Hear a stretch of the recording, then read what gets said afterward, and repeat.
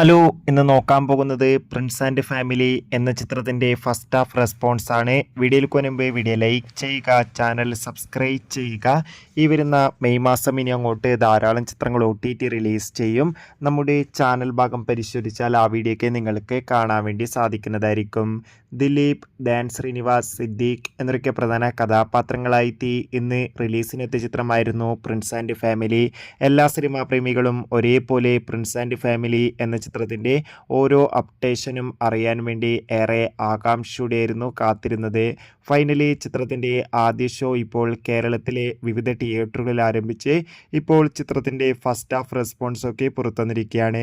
ചിത്രത്തിൻ്റെ ആദ്യ പകുതി കഴിയുമ്പോൾ തന്നെ ചിത്രത്തിന് അത്യാവശ്യം മികച്ചൊരു അഭിപ്രായം തന്നെയാണ് പുറത്തുവന്നുകൊണ്ടിരിക്കുന്നത്.